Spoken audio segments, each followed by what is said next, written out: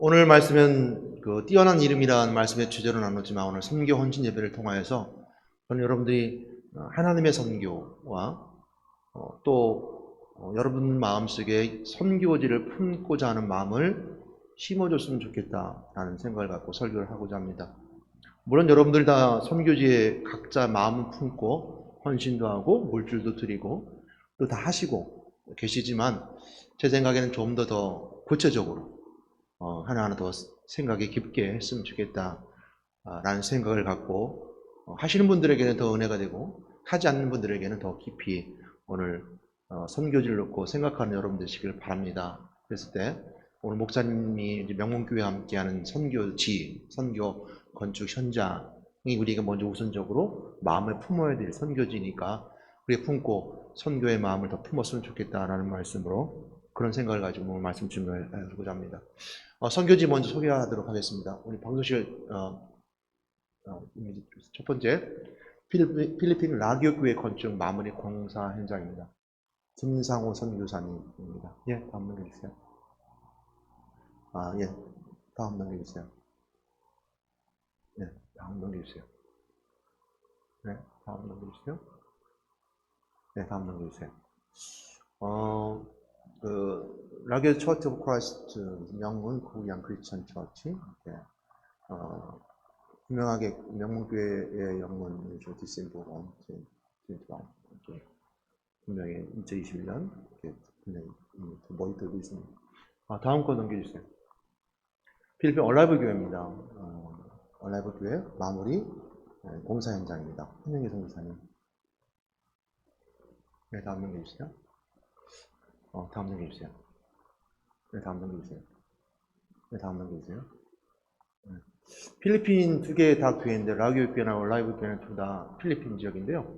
하늘이 굉장히 맑아요. 지금 오늘 미세먼지가 많은 오늘에 저 그림이 굉장히 맑게 느껴지는 것은 굉장히 맑다는 느낌이 들어요.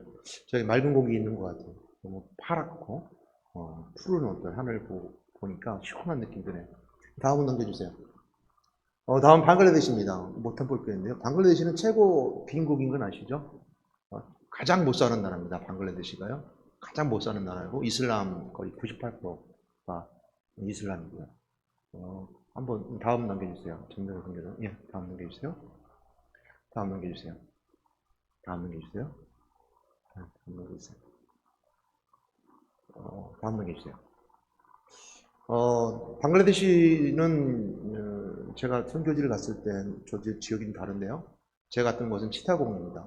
다카는 우리나라 서울과 같고 치타공은 부산과 같아요. 그래서 다카는 이 일꾼들이 먹고 살 게 없어요. 다카는 도시에 다 몰려 살아요. 그래서 최고 빈국이면서도 불구하고 다카의 가장 인구의 밀집 지역입니다. 굉장히 많이 사람이 살아요. 아주 별의별 소리 다 있습니다. 치타공은 배들이 와서 이제 수선하는 지역이 치타공입니다. 그래서 거기는 거의 배 수선하고 옷 만들어서 파는 일꾼을 하는 사람들이 많은데 치타공에서 침례교회를 가서 집회를 했었는데 거기는 이슬람 지역이다 보니까 대문이 무슨 철문 이렇게 닫아놨어요. 그리고 이제 안으로 뭔가를 못 던지게 뭐 수류탄이니 아니면 여러 가지 폭탄 이런 거 못 던지게 높은 담장을 쌓아놓고 안에 이제 교회에서 집회를 합니다. 그 안에 소리가 또 밖으로 잘 안 나가요. 그러니까 굉장히 그 이슬람 지역이면서도 교회들이 굉장히 어려운 지역에 있습니다. 다음 넘겨주세요. 케냐입니다. 아크노이트 교회 건축왕국 기념사님 강성진 선교사입니다. 네, 넘겨주세요. 네, 넘겨주세요. 네, 넘겨주세요. 네, 넘겨주세요. 자, 넘겨주세요. 자, 넘겨주세요. 넘겨주세요. 네, 끝이에요. 예. 케냐도 굉장히 맑습니다. 뭐 하늘도 맑고 굉장히 좋은데 아름답게 교회가 잘 져져 있는 것 같아요. 이제 베트남이죠. 베트남이 아직 소개가 아직 안 됐는데 나중에 또 목사님 소개해 주실 것이고요. 지금 선교 건축 현장의 진행 과정입니다. 여러분들이 부탁드리고 싶은 건 저는 그림을 보고 그냥 지나는 것이 아니라 이렇게 사진 보면서 그 사진을 여러분 마음속에 새기시고 기도하는 여러분 되시기를 주님에는 부탁드립니다. 꼭 그런 여러분 되시기 바라겠습니다. 오늘 말씀 함께 나누도록 할 텐데요. 오늘 선교 헌신 예배를 통해서 여러 가지 말씀 나누겠지만 처음 말씀드렸던 것처럼 여러분 마음속에 선교 마음을 좀 품었으면 좋겠다. 그래서 너희는 이 마음을 품어라. 예수 그리스도의 마음이니 라는 말씀의 시작을 통해서 여러분 마음속에 선교를 품고 아주 자세히 품고 기도하며 함께 계획을 세워나갔으면 좋겠다는 생각을 합니다. 먼저 우리가 일에 대한 생각을 해보게 되면 우리가 하나님께서는 여러분들에게 위로해 주십니다. 참 잘 살았다라고 말해 주시고 계세요. 오늘 이 자리에 오신 분들은 참 인생 참 잘 살았다. 너 참 괜찮게 살았네. 참 잘 지켰다. 너가 나를 떠나지 않냐고 이처럼 나와 함께 했으니 너무 잘 지켰고 은혜스럽게 있고 또 너무너무 잘했다라고 위로하시는 하나님을 만난 여러분 되시길 바랍니다. 오늘 예배드리고 오셨으니까요. 하나님 그렇게 위로해 주고 계세요. 위로해 주고 계신 하나님 은혜가 있습니다. 성경에 보게 되면 이처럼 하나님께서 위로해 주시는 메시지가 있는데 마태복음 25장에 보게 되면 달란트 비유죠. 5달란트 받았고 2달란트 받았고 1달란트를 받았어요. 그 주인이 그 떠나면서 종들에게 맡겼던 거예요. 그러니까 5달란트 맡긴 사람에게는 5달란트를 남기게 되고 2달란트 맡긴 사람에게는 2달란트를 남기게 됐어요. 그래서 그 주인은 5달란트 남긴 자에게 2달란트로 2달란트 남긴 자에게 똑같이 말씀하셨어요. 착하고 충성된 종아, 내가 좀 너무 잘했다. 그리고 말씀하시기를 내가 적은 일에 충성하였으니 내가 많은 걸 내게 맡기겠다. 그리고 내 주인의 즐거움에 참여할지라 했습니다. 이것이 우리가 하나님께 우리 주시는 의뢰의 메시지고 여러분도 이런 의뢰의 메시지를 주시라 믿습니다. 그런데 1달란트 맡겼던 사람들은 그 1달란트를 땅에 묻어뒀어요.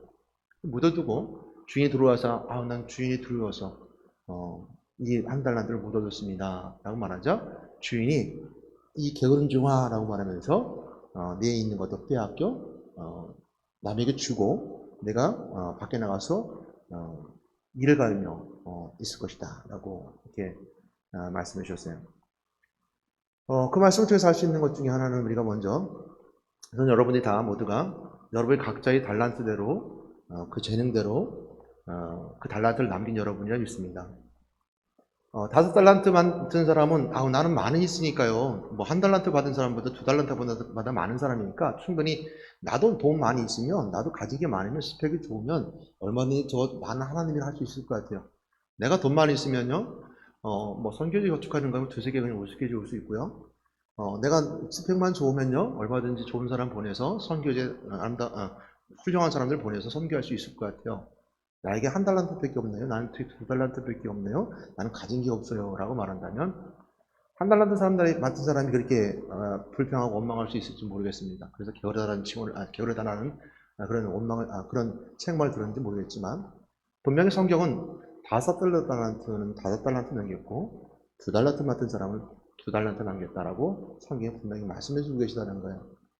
다시 말하면 5달란트나 2달란트는 그렇게 차이가 있지만 그걸 비교해서 말씀하지 않으셨어요. 이처럼 각자의 재능대로 여러분 각자의 재능대로 여러분들에게 주신 그 달란트대로 하나님께서는 그 남긴 것에 대해 칭찬해 주고 계시다는 것이고요.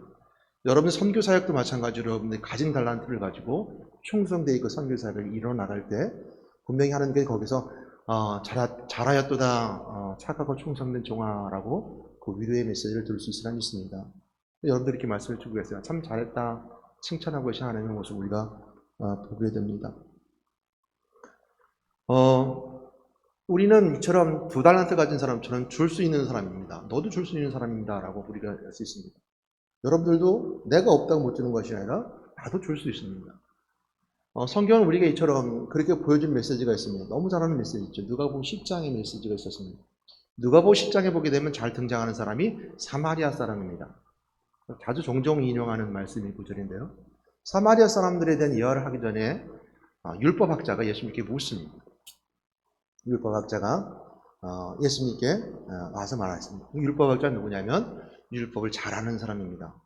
율법학자라는 것은 하나님의 말씀을 잘 알고 깨달은 사람이고 그 율법이라는 것은 하나님을 잘 알아가는 사람인데 불구하고 그는 예수님께 와서 묻습니다. 그러나 이제 이 율법학자가 가지고 있는 것은 오늘 5달란트 받은 것처럼 많은 것을 가진 사람이죠.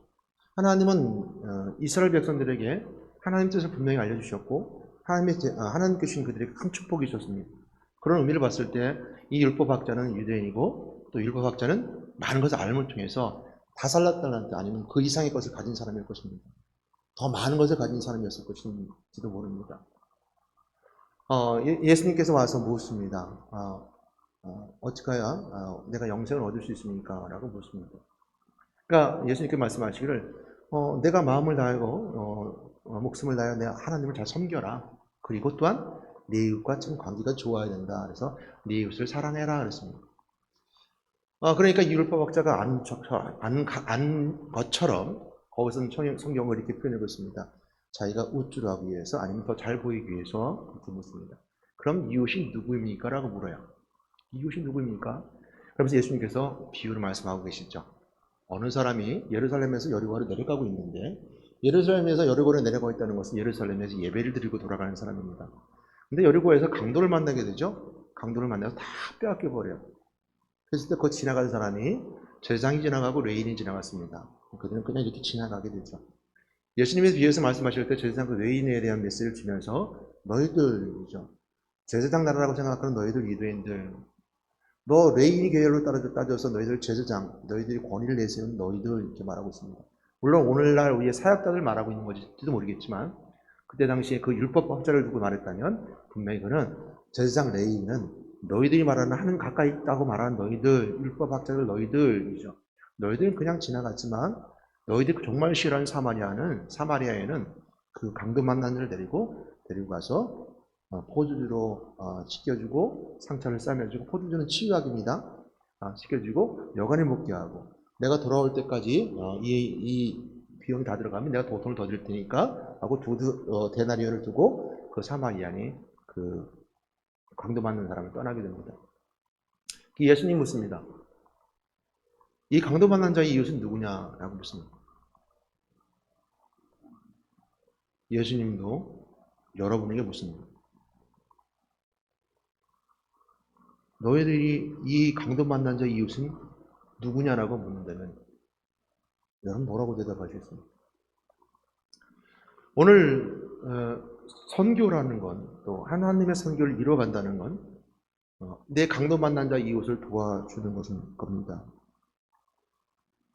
그래서 너희들이 이렇게 도와주는 자, 나눠주는 자, 너희들도 줄 수 있다는 겁니다. 나는 가진 게 없어요 라고 하지 말고 나는 줄 수 있습니다 라고 말할 수 있는 자, 나도 할 수 있습니다 라고 고백할 수 있는 자. 여러분 오늘 예수님께서 그 말씀을 비유로 말씀해 주시면서 사마리아 사람을 들어 비유를 말씀해 주셨는데 이 비유를 말씀하시면서 특별한 사람들을 말하지 않았었습니다. 특별한 사람. 누가 이 강도 만난 자의 이웃이냐라는 것은 너도 되고 우리도 되고 그들도 될 수 있지만 나에게 말씀하고 계시다는 거예요. 그래서 부자에게 말하는 것도 아니고 있는 사람에게 말하는 것도 아니고 또한 가진 자에게 말하는 것도 아니고 이 강도 만난 자의 이웃, 그가 누구냐라고 물었던 것은 우리 모두에게 해당되는 것입니다. 그래서 나도 없지만 나도 줄 수 있는 자, 나도 나눌 수 있는 자입니다. 내가 어렵게 살고 힘들게 살아도 나도 줄 수 있는 자입니다. 하나님께서는 믿는 자들의 헌신을 꼭 기억하고 계십니다. 여러분들의 헌신을 기억하고 계십니다. 여러분들 선교로 나가는 모든 선교의 마음과 생각과 모든 물질의 헌신과 모든 것들을 다 하나님은 기억하고 계십니다. 여러분 그 기억하신 하나님의 은혜가 있음을 통해서 여러분 참된 축복 가운데 가는 여러분 되시기를 주님의 이름으로 부탁드립니다. 이것이 하나님 주시는 이 축복의 은혜가 바로 그곳에 있게 됩니다. 저도 이제 미얀마 선교를 좀 했었습니다. 2018년도에 제가 미얀마 선교를 나갔다 왔는데요.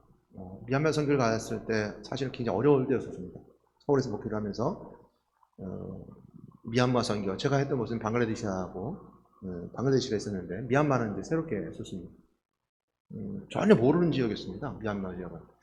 근데 저랑 이제 학교 선배님이 계시는데 그 선배님은 이제 미국에서 목회를 하시면서 이제 1년에 한 번씩 네팔하고 미얀마하고 방글라데시하고 몇 군데를 이제 돌면서 수련을 하면서 1년 동안 모아뒀던 성도들에게 쫙 모아뒀던 걸 가서 이제 풉니다. 그럼 뭐 그 안에 이제 달러도 현금으로 가져와야 되니까 여러분 이제 이게 보내면 뭐 그 택스가 붙으니까 현금으로 가져야 되니까 꽁꽁 싸매고 또 제가 갈 때는 뭘 가져가냐면 한국에서 휴대폰을 가져왔었어요. 뭐 못 쓰는 휴대폰. 요즘은 그러지 않습니다. 그때 2018년도에는 휴대폰이 바뀌면 그 미얀마 같은 데 지어가지고 우리가 좀 지난 휴대폰도 그들이 유용하게 씁니다. 두 번째 노트북 같은 거, 좀 지난 거지만 미국에 쓰던 걸 가지고. 그래서 그 목사님은 이제 돌아가면서 한 보따리로 이제 뭐 짐이 한 보따리죠. 이제 그렇게 돌아가신 분인데 그분하고는 선배님하고 연결이 돼서 제가 미얀마 선교를 가게 되었었습니다. 가서 미얀마는 교회가 있지만 교회를 세울 수가 없습니다. 미얀마는 1970년도에 국가에서 지정한 교회 외에는 세울 수가 없어요. 그런데 미얀마는 범하죠. 한 100년 됐습니다. 선교가 전혀 100년이 넘는데 100년 넘에도 불구하고 교회가 세워진 후에는 없습니다. 복음도 전가되지 않고요.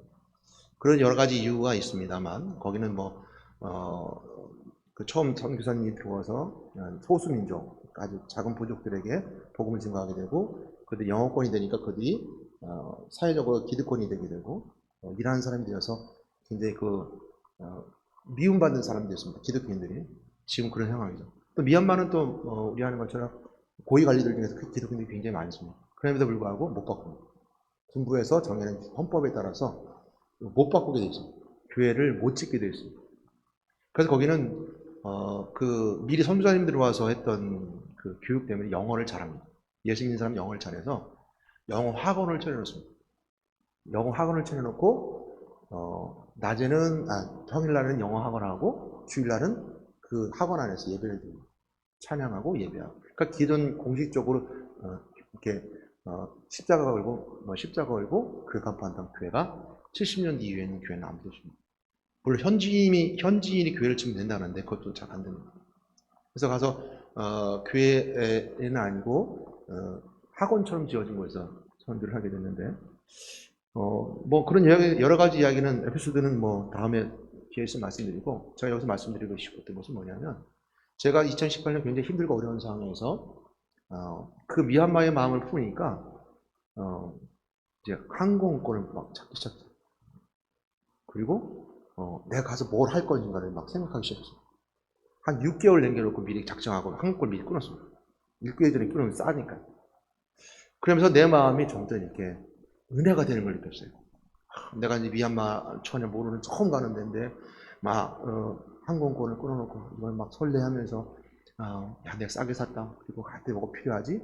미얀마가 뭐가 필요할까? 그랬을 때 뭐 목사님이 말씀 때 휴대폰 같은 것도 내가 이제 한국에서 딱 가갖고 세일즈 센터 가고 다 맞춰갖고 몇 개 다 이렇게 해가지고 사실 그 배터리 같은 거 한꺼번에 못 갖고 들어가거든요. 비행기 안에요. 그건 다 짐에 싸가지고 이렇게 하면서 하나하나 이렇게 준비하면서 은혜가 되는 거예요. 짧은 단기 일주일 동안 갔다 오는 건데 6개월 동안 준비하는 과정 속에 막 은혜가 됩니다. 그러면서 갔을 때 가고 나서 그 미얀마 가서 아이들을 보고 하고 예배 드리는 걸 보고 들어왔을 때 너무 기쁜 거예요. 오늘 어디서 그런 얘기 하더라고요. 혹시 목사님, 거기 현지인도 말하고 목사님 혹시 외국어 한국 자격증 혹시 있으세요? 묻더라고요. 없는데 그랬더니 여기 이제 거기 미얀마 그 양곤에서 한 4시간을 더 들어가야 돼요. 제가 갔던 데가 그 차를 타고 왔습니다. 승합차를 타고 왔는데 그 지역에 대학이 하나 있는데 하여튼간 무조건 한국에 있는 그 교육 자격증만 있으면 와서 교수를 한다는 거예요. 교수를 뽑는데 사람이 없대요. 그런 얘기를 듣고 들어와서 제가 당장 신청했잖아요. 외국어에 대한 한국어 교원 자격증 교육만 받고 자격증 못 땄습니다. 그래서 문사무가 대신 땄어요. 문사무가 작년에 갖고 2급 땄습니다. 근데 지금 코로나 때문에 실습을 못 나가고 있어요. 그러면서 준비했었습니다. 와서도 생각했습니다. 근데 사실 지금 미얀마를 들어갈 수 없죠. 지금 공부 때문에 갈 수가 없어요. 막 그때 품고 새로운 걸 막 했는데 이제 할 수가 없죠. 여러분 시기 지금 그런 마음 품고 하지 않으면 못 할 수도 있어요. 목사님과 함께 케냐, 방글라데시, 필리핀 막 보여주고 목사님 기뻐서 찬양하면서 막 그 건물 보여주는데 같이 그걸 기뻐하고 즐거워하면서 함께 꿈을 꾸고 소망을 품지 않으면 못 할 수도 있어요. 시간이 지나고 세월이 가면 못 할 수도 있어요. 얼마나 기쁜 건지 몰라요. 얼마나 좋고 행복한지 몰라요. 제가 참 부끄러운 얘기지만 저희 고모부가 장로님이세요. 미국 LA 영락장로교 장로님이신데 제가 처음에 굉장히 존경 많이 했어요. 좀 부정적인 얘기 안 하려고 하는데 좀 자꾸 부정적인 얘기를 죄송한데 장로교였는데 저에게 와서 하는 자랑거리가 있었어요. 자기는 직장생활을 하는데 한 달에 월급 받으면 내가 선교를 위해서 딱 얼마씩 떼놓고 선교비를 드렸대요. 뭐 알았대요? 선교도 보내고 선교를 했대요. 근데 은퇴를 하고 정작 선교를 못 갔어요. 선교를 못 갔어요. 마음만 품고 가지 못했어요. 존경스러웠던 것이 한편은 제가 다른 마음 품게 됐었어요. 우리가 품고 계획해도 실천하지 않으면 못할 수도 있어요. 전 여러분들이 하나님과 함께 계심을 통해서 믿음으로 끝나는 것이 아니라 믿음과 행동으로 연결돼서 실천하는 여러분 되시길 주님으로 부탁드립니다. 얼마나 기쁨인지 여러분들 알 수 있을 거예요. 저는 그 6개월 동안 너무너무 기뻤어요. 가서 일주일 갔다 오는데 가서 4시간 타고 막 타탈 가고 배고파서 막 쌀국수 먹으러 갔는데 이거 먹을 것도 못 돼요. 뭐 시골이라 뭐 이상하고. 근데도 그렇게 기뻤어요. 아이들 보면 기뻐하고 가서 성기도 주고 오고 내가 준비해 간 거 막 하고 가서 잘 모르는 거 PPT, 파워포인트 하는 거, 컴퓨터 하는 것도 알려주고 아이들에게 기도해주고 오는데 근데 한 가지 그게 있어요. 제가 한 10년 전부터 소망이 있었는데 영어로 설교하는 거였어요. 영어로. 그래서 가서 영어로 설교를 할 줄 알았어요. 근데 못했어요. 생각은 이렇게 프린팅을 해가지고 생각을 해갖고 읽으려고 갔는데 못했어요. 그 미국에서 목사님 워낙 하시는 분이니까 영어로 다 설교를 하고 버머말로 비아마말로 통역해 주니까 해주는데 지금도 사실은 소망이 있는데 늘지를 않아요. 공부가 안 늘어요. 막 소망은 있어요. 언제 되겠죠? 제가 영어로 설교할 수 있는 선교지 가서 영어로 설교할 수 있는 날이 되겠죠? 여러분 기도 많이 해주세요. 영어 잘하신 분은 또 저 좀 알려주세요. 잘 안 돼요. 게을러서 10년 정도 됐어요. 제가 영어로 뭔가 설교를 해보고 싶은 마음이 있어가지고 열심히 공부했는데 안 돼요. 이처럼 준비하는 자 여러분을 보게 되면 여러분 하나님 꼭 기억하십니다. 그래서 제가 돌아왔을 때 한국에 돌아와서 생각이 많이 바뀌었어요. 하나님 기억하셔요. 그리고 그냥 갔다 온 것이 아니라 이제는 생각이 내가 이 대한민국에 머무르는 것이 아니라 미얀마를 생각하기 시작했어요. 제가 방글라데시도 갔다 왔는데요. 방글라데시는 더 열악한 곳입니다. 근데 거기를 생각하기 시작했어요. 이제 대한민국을 생각해서 대한민국 안에서 전도할 것만 생각하고 대한민국 가족만 생각하던 내가 한번 갔다 왔다고 이게 생각이 자꾸 생각나게 되고 기도하게 되고 또 관계돼갖고 지금 방글라데시도 그렇고 미얀마도 그렇고 계속 도와주면서 또 목사님 하신 것을 분께 기도하면서 그런 마음을 품어요. 생각이 달라졌어요. 하나님은 우리가 하신 일들에 대해서 그냥 공짜로 두지 않으세요. 내 생각을 넓게 해주세요. 여러분들이 그런 마음 품고 하나님과 마음 같이 품으면요 하나님 여러분들을 세계를 향해서 마음을 품게 하세요. 이전까지 그냥 여기서 머물러 있던 마음이 아니라 세계를 향해서 바라보게 해주세요. 한번 가서 보고 오는 것과 그렇지 않은 건 분명히 다를 겁니다. 여러분이 있는 곳에 선교지에는 거룩한 하나님의 땅입니다.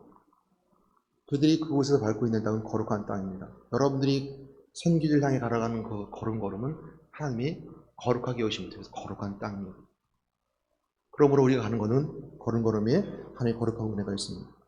사도 바울은 이방 선교에 우선적으로 두셨던 사람입니다.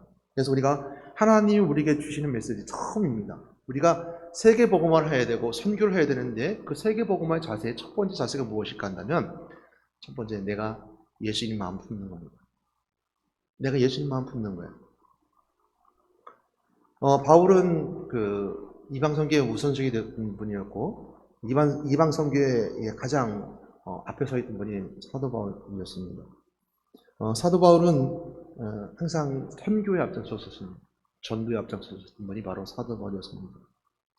우리가 예수님 마음 품으면 우리가 은혜 가운데 갈 수 있습니다. 여러분 예수님 마음 품어 보셨어요? 여러분 이 예수님 마음을 품어 보셨냐고 물어보는 것은 예수님 같은 생각을 하신다는 거예요. 예수님 마음 품어 보세요 그러면 내 마음속에 예수님 계시면 좋겠다는 생각하지 예수님 어떤 마음이었을까라고 생각을 잘 안 할 수도 있어요. 예수님 마음. 여러분 같은 경우 각박한 세상 속에서 가장 무서운 사람이 뭐냐면 공유하지 않는 사람인 것 같아요. 자기만 아는 사람. 나만 알아요. 내 생각만 해요. 그리고 다른 사람도 내 생각을 알아주길 바라는 것이 끝나죠. 근데 성경은 이렇게 말씀해 주고 계세요. 너희는 예수님 마음을 품어라. 예수님 마음 품으라 그러세요. 예수님이 날 보고 어떤 생각을 하고 계실까? 예수님이라면 어떻게 하셨을까? 아니면 예수님이 십자가 짊어지고 가시는 그 걸음걸음에 어떤 마음 품고 걸어가셨을까? 이 마음을 품으라는 거예요. 채찍에 맞으면서 머리 가시관을 쓰면서 어떤 마음을 품으셨을까? 너희는 안에 이 마음을 품으라 곧 예수 그리스도의 마음이니. 그런 근본 하나님의 본체시나 하나님의 동등됨을 취할 것을 여기지 아니하시고 오기와 자기를 비워 죽음의 형체를 가지사 사람들과 같이 되셨고 그렇습니다. 예수님 마음 품는다는 것은 하나님이 하신 선교사에게 하나님의 자리에서 오늘 본문 말씀처럼 그 근본 하나님과 본체시나 동등됨을 취할 것을 여기지 아니하시고 사람의 모양을 가져 이 땅에 내려오심을 통해서 낮아지셨음을 말씀해 주고 계십니다. 이것이 하나님의 선교입니다. 하나님의 자리에서 그 높고 높은 자리에서 낮아지신 슬픔도 없고 아픔도 없고 고통도 없고 모든 것도 없는 우리 노동도 없고 아무것도 없는 하나님 있는 그 자리에서 아픔이 있고 슬픔이 있고 고통이 있고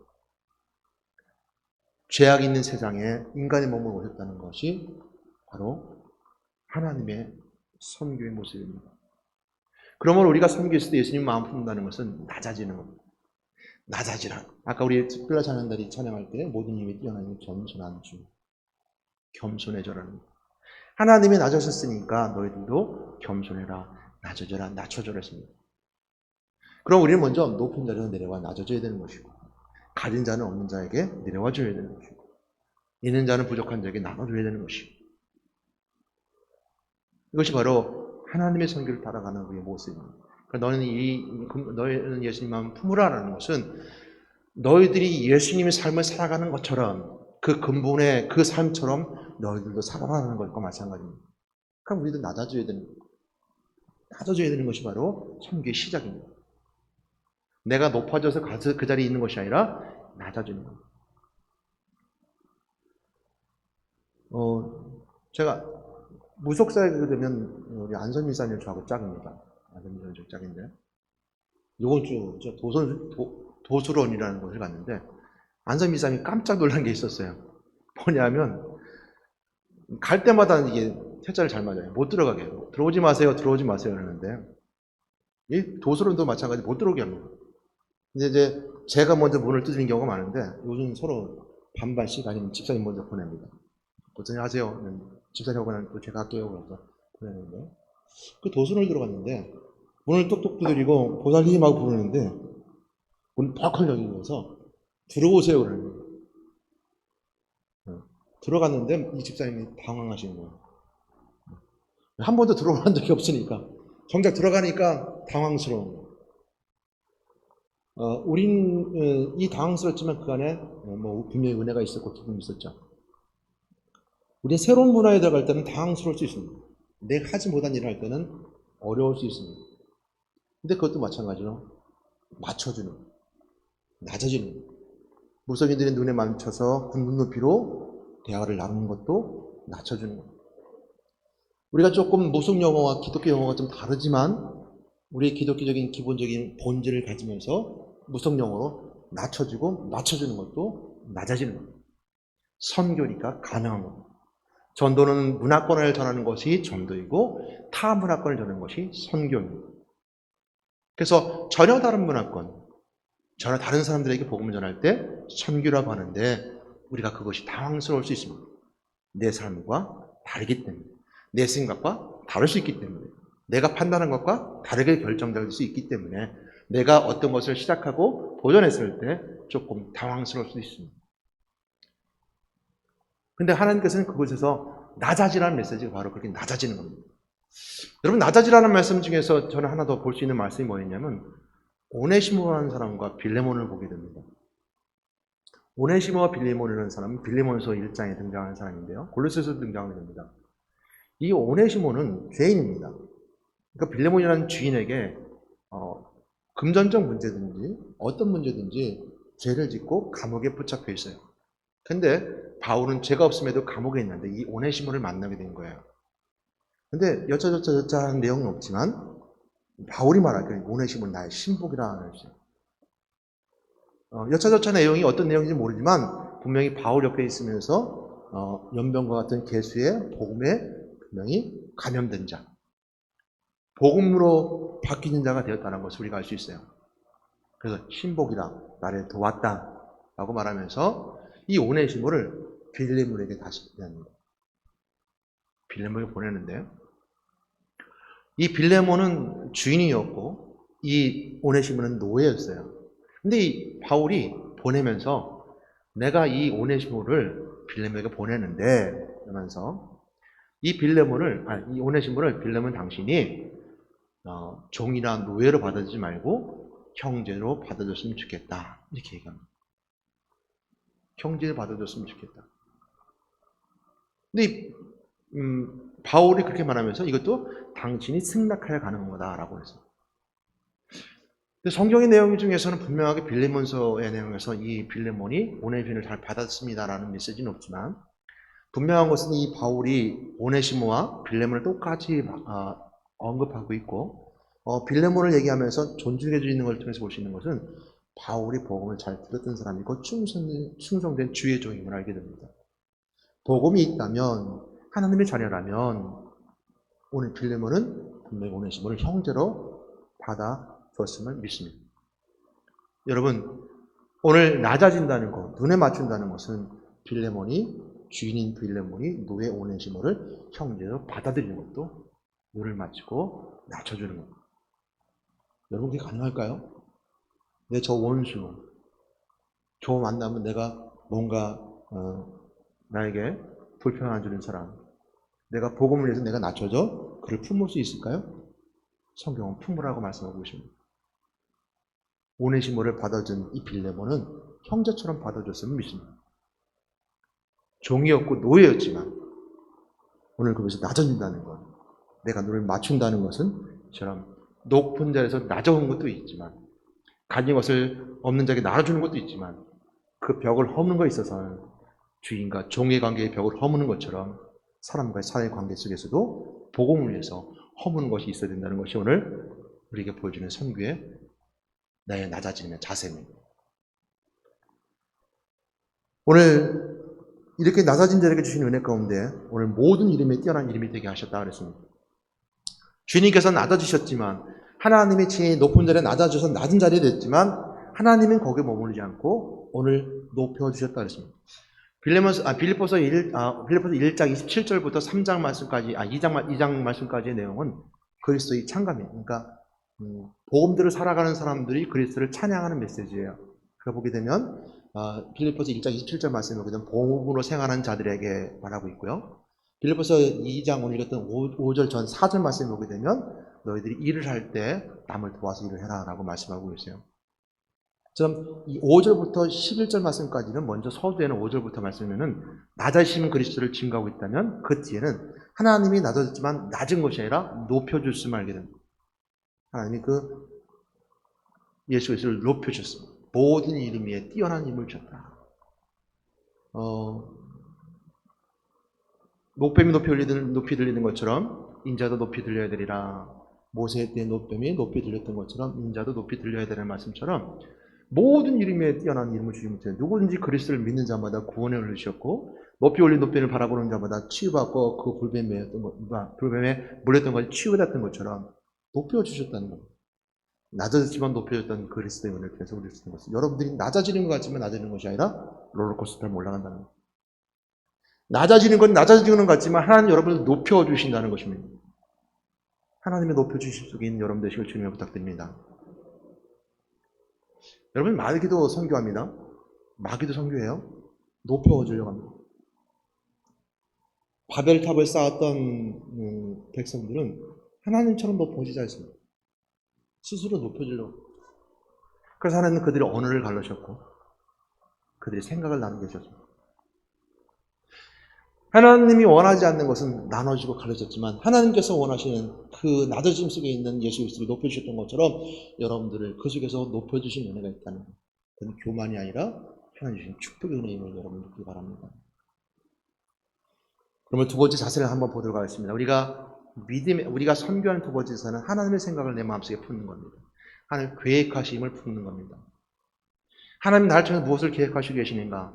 하나님 생각을 품는 것, 하나님 계획하심을 내가 내 마음속에 품는 것입니다. 하나님은 우리를 사랑하셔서 분명히 우리 각자의 달란트대로 나를 향한 하나님의 계획하심이 있습니다. 여러분을 향한 하나님의 계획하심이 있음을 믿습니다. 하나님이 여러분을 계획하셨고 그 계획하심을 내 마음속에 품는 것입니다. 창세기 3장에 등장하는 것처럼 창세기 3장에는 하나님께서 모든 만물을 창조하시고 사람을 창조하신 다음에 생육하고 번성하라 그랬습니다. 그것이 우리가 가져야 될 분명한 목적이었습니다. 인간이 이 땅에 태어난 분명히 목적이 인간을 만드시고 기뻐하시면서 생육하고 번성하라. 그래서 생육하고 번성하는 것이 창세기에 보게 되면 행복이었습니다. 근데 창세기 3장에 타락하고 나서 인간이 쫓겨나게 되고 인간의 본성이 마귀의 본성이 들어남을 통해서 살인자가 됐던 가인과 아벨처럼 살인자가 되기 시작합니다. 점점 타락의 길로 가게 됐죠. 그래서 하나님은 노아를 등장하실 때 의인 노예를 등장해서 홍수의 심판을 싹 쓸어버리실 때 노아도 마찬가지입니다. 그가 생육하고 번성하라는 것이 있었습니다. 노아를 다 쓸어가신 다음에 그리고 그 다음 세대 또 타락을 하기 시작했을 때 하나님은 이제 구체적으로 디테일하게 하나님의 계획하심을 실현하기를 원하셨어요. 그래서 아브라함을 부르셨어요. 아브라함아, 내 본토 친척 아비 집을 떠나 내가 너에게 명령한 곳으로 가라. 내가 모든 민족에 내 자손을 모든 지역에 보낼 것이다. 라고 말씀하시면서 약속해주고 계십니다. 그래서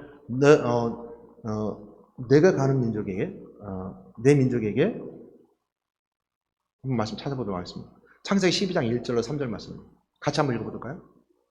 창세기 12장 1절 3절 말씀. 하나님이 이스라엘 백성들을 어떻게 계획하고 계시는가를 통해서 나에게 계획하시는 은혜를 보도록 하겠습니다. 한 가족을 통해서 계획하시는 은혜가 있습니다. 창세기 12장 1절로 3절 말씀.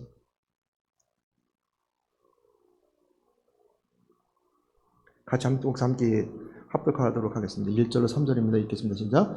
여호와께서 아브라함에게 이르시되 너는 너희 고향과 친척과 아버지 집을 떠나 내가 네게 보여줄 땅으로 가라. 내가 너를 큰 민족을 이루고 내게 복을 주어 내 이름을 창대케 하리니 너는 복이 될지라.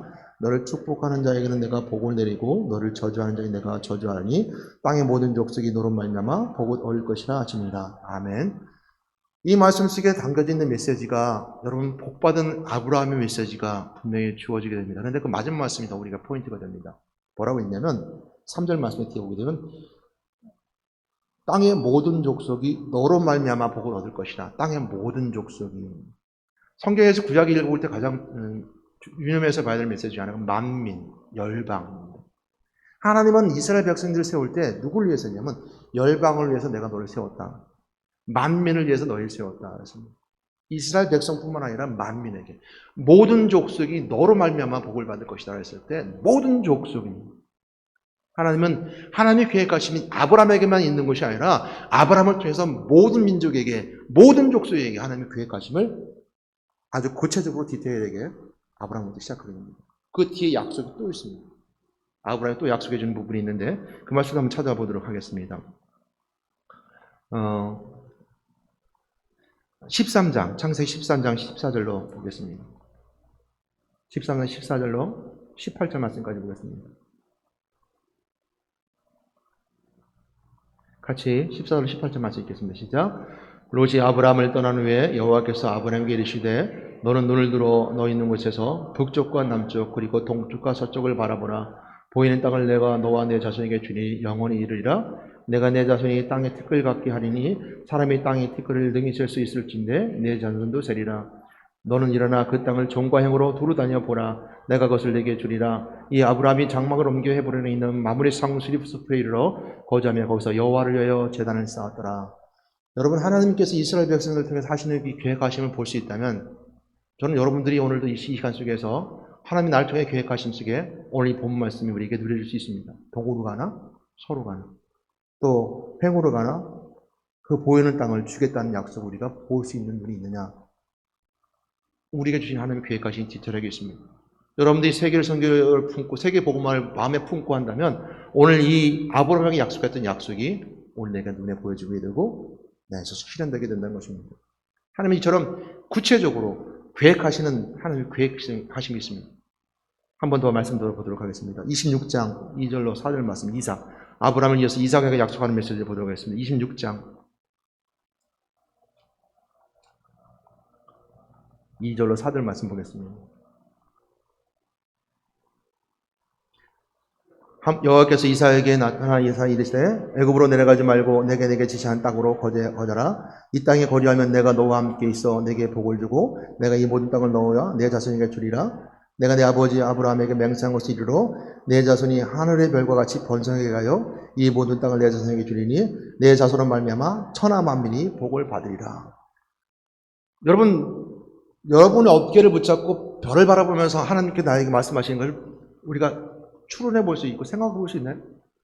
오늘 이 시간 하나님의 주신 은혜 가운데 은혜를 바라보면 통해서 은혜로 본다면 여러분 어깨를 붙잡고 지금 밤하늘의 별을 보면 통해서 내가 내 민족을 내 복음을 전하는 자들에게 이 별처럼 많게 하실 것이다 라고 말씀하시면 뭐라 했냐면 마지막 말씀도 마찬가지입니다. 4절 말씀에 보게 되면 내 자손으로 말미암아 천하 만민이 복을 받으리라. 천하 만민이 오늘 이스라엘 백성에게 말한 것이 아니고 아브라함과 이삭에게 말한 것이 아니습니다. 천하 만민이라고 말씀해 주고 있습니다. 말씀 한 가지 더 찾도록 하겠습니다. 28장 10절 15절 말씀 보겠습니다. 28장 10절 15절 말씀 보겠습니다. 야곱은 형 에서를 피해서 도망하다가 베델에서 꿈을 꾸게 됩니다. 그러면서도 하나님은 야곱에게도 또한 약속해 주십니다. 10절로 오늘 15절 말씀만 읽겠습니다. 시작. 야곱이 브엘사벨 떠나 하란으로 향하여 가더니 한 곳에 이르러는 해가 진지라 거기서 유숙하고 그곳에 한 돌을 가져다가 베개를 삼고 거기 누워 자더니 꿈에 본적 사다다리가 땅에 서 있는데 그 꼭대기가 하늘에 닿았고 또 본적 하나님의 사자들이 그 위에 오르락 내리락 하고 또 본적 여호와께서 그 위에 서서 이르시되 나는 여호와는 너희 조부 아브라함의 하나님이요 이삭의 하나님이라. 내가 누워있는 땅을 내가 너와 내 자손이 주리니 내 자손이 땅의 특별같이 되어 내가 서쪽과 동쪽과 북쪽과 남쪽으로 퍼져나갈지며 땅의 모든 족속이 너와 내 자손을 말미암아 복을 받으리라. 땅의 모든 족속이 너와 내 자손을 말미암아 복을 받으리라. 여러분 누워있는 땅에서도 어디 있어요? 지금 야곱이 누워있는 땅도 내가 주겠다. 우리가 가서 누워있기만 해도 일을 안 하고 누워있기만 해도 가게만 해도 오늘 야곱에게도 주시는 메시지가 물론 여기는 그렇지 않았지만 이 말을 그냥 이렇게 해석해보고 생각해보는 중에서 누워있을지라도 내가 주겠다라고 했습니다. 그리고 내 자손은 말미암아 오늘 여기도 말씀하신 것처럼 모든 족속이 복을 받으리라. 마지막 한 말씀 읽고 마치도록 하겠습니다. 히브리서 11장 8절에 10절입니다.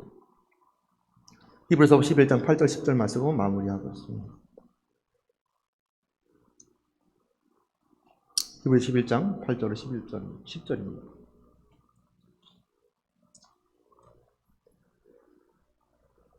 히브리서 11장 8절로 10절 말씀 함께 읽겠습니다. 읽겠습니다. 시작. 그들이 잘못을 지적하여 말씀하시고 11장 죄송합니다. 읽겠습니다. 시작.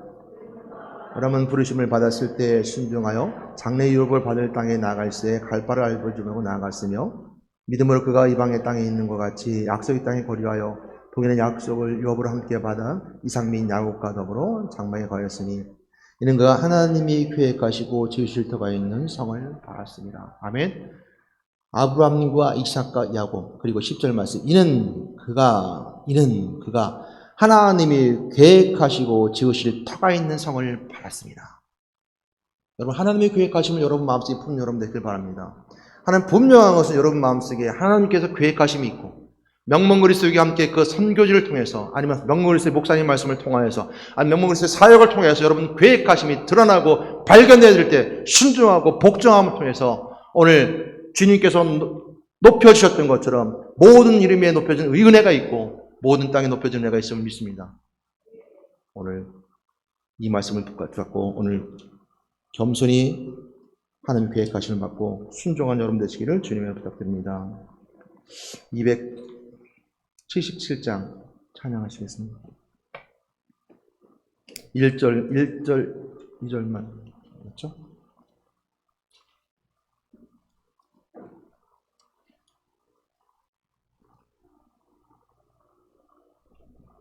227자